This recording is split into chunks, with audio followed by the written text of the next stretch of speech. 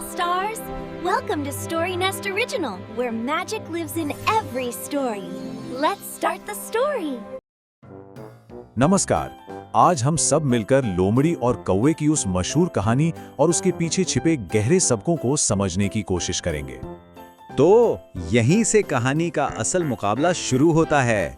एक तरफ है समझदारी और दूसरी तरफ है लालच। देखते हैं आखिर जीत किसकी होती है। कहानी की शुरुआत होती है एक बहुत ही आम से दिन में। एक गांव है, पास में एक जंगल और एक ऐसी चीज जिसे देखकर किसी का भी मन ललचा जाए। तो होता ये है कि एक कौवे के हाथ एक गर्मा गर्म रोटी लग जाती है। वो उसे लेकर उड़ता है और आराम से खाने के लिए पास के एक पेड़ की डाली पर जा बैठता है। पर उस गर्म रोटी की महक पूरे जंगल में फैलने लगती है और फिर किसी ऐसे का ध्यान खींचती है जिसे कौवा बिल्कुल नहीं चाहता था।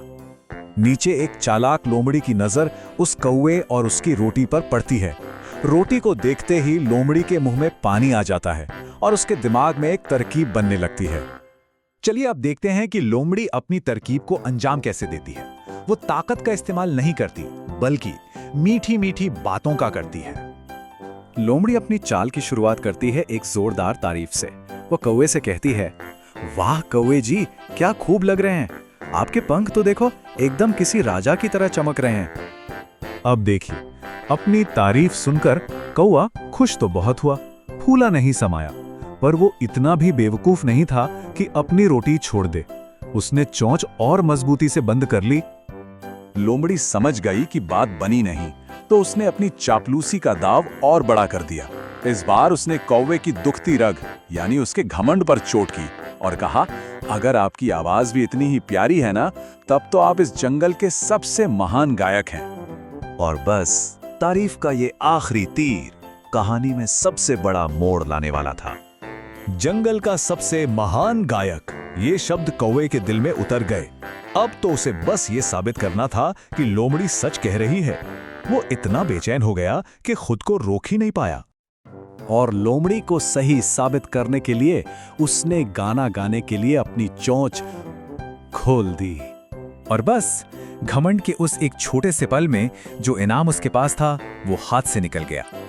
कौवे की बस एक गलती का नतीजा क्या हुआ और इस पूरी कहानी से हमें क्या सीख मिलती है, चलिए देखते हैं। जैसे ही रोटी नीचे गिरी, लोमड़ी ने एक पल भी नहीं गंवाया। उसने झट से रोटी उठाई और अपनी जीत का मजा लेने लगी। जाते जाते लोमड़ी ने कौवे पर एक आखिरी तंज कसा।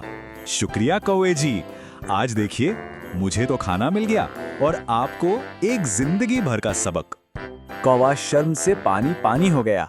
वो बस यही सोचता रहा, काश मैंने इस झूठी तारीफ के लालच में आकर अपना मुंह खोला ही ना होता। उसे अपनी गलती की बहुत बड़ी कीमत चुकानी पड़ी थी। तो इस पूरी कहानी से 3 सीधी सादी लेकिन बहुत गहरी बातें सीखने को मिलती हैं। पहली, लालच हमेशा नुकसान कराता है। दूसरी, झूठी तारीफ में आकर कभी कोई फैसला नहीं करना चाहिए। और तीसरी, असली जीत हमेशा समझदारी की ही होती है।